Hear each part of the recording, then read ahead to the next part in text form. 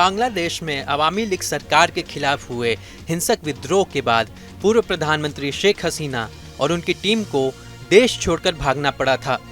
उन्हें भीड़ से बचने के लिए जल्दबाजी में बांग्लादेश छोड़ना पड़ा था और हुआ ऐसा कि हसीना भागते समय अपने कपड़े भी नहीं ले सकी। दरअसल बांग्लादेश की सेना ने शेख हसीना को देश छोड़ने के लिए सिर्फ 45 मिनट का समय दिया था, जिसके बाद वो अपनी बहन शेख रेहाना और अपने सहयोगियों के साथ एक सैन्य विमान में भारत के लिए रवाना हुई और दिल्ली के पास हिंडन एयरबेस पर उतरी। वहीं हसीना की टीम में शामिल सदस्य भी अपने साथ कपड़े नहीं ला सके।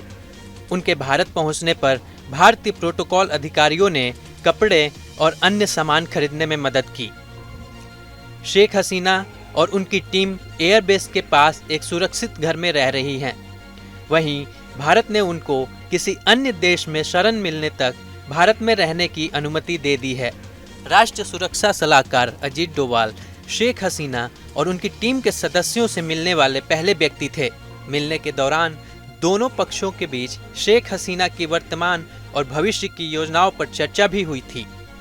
बता दें कि शेख हसीना थोड़े और समय के लिए दिल्ली में रहेंगी, जिसकी जानकारी हसीना के बेटे सजीब वाजिद जॉय ने बुधवार को ही दे दी थी। भारत पहुंचने के बाद हसीना को कड़ी सुरक्षा में एक सुरक्षित स्थान पर भेज दिया गया था। हसीना के साथ उनकी बहन शेख रेहाना भी मौजूद हैं।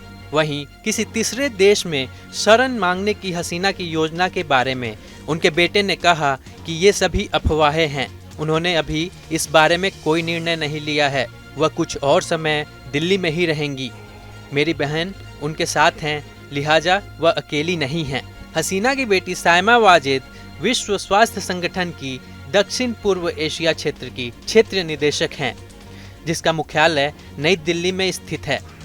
ब्रिटेन द्वारा शरण दिए जाने में टाल मटोल के बाद हसीना की लंदन यात्रा की योजना अधर में लटक गई है। रेहाना की बेटी ट्यूलिप सिद्दीकी ब्रिटिश संसद की सदस्य हैं। राजनीति में आने को लेकर एक सवाल पर हसीना के बेटे जॉय ने कहा कि यह तीसरी बार है जब हमारे परिवार के खिलाफ तख्तापलट किया गया है। उन्होंने कहा कि हसीना को छोड़कर उनके परिवार के सभी सदस्य पहले से ही लंबे समय से विदेश में रह रहे थे और शेख रेहाना या फिर परिवार के किसी अन्य सदस्य के राजनीति में आने की संभावना नहीं है। बता दें कि बांग्लादेश में तख्तापलट से पहले ही शेख हसीना की अवामी लीग पार्टी के कई शीर्ष नेताओं और पूर्व कैबिनेट मंत्री देश छोड़ चुके थे। अवामी लीग के महासचिव और सड़क परिवहन मंत्री अब्दुल कादर रविवार रात को ही देश छोड़कर फरार हो गए थे। इसके साथ ही हसीना के इस्तीफे से पहले ही उनकी सरकार में मंत्री रहे अनीसुल हक देश छोड़कर किसी अज्ञात स्थान पर चले गए थे। शेख हसीना की सरकार में दूरसंचार मंत्री की भूमिका निभा चुके जुनैद अहमद को भी डिटेन किया गया है। उन्हें देश से बाहर नहीं जाने दिया। उन्हें डिटेन कर एयरफोर्स को सौंप दिया गया।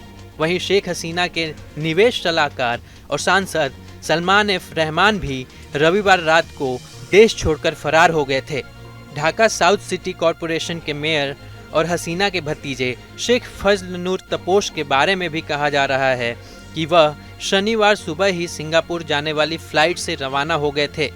इसके साथ ही हसीना सरकार में विवादित सांसद रहे शमीम ओस्मान भी पिछले हफ्ते ही देश छोड़कर चले गए थे। न्यूज नेशन अब व्हाट्सएप पर खबरों की ताजा अपडेट के लिए न्यूज नेशन के इस QR कोड को स्कैन करें।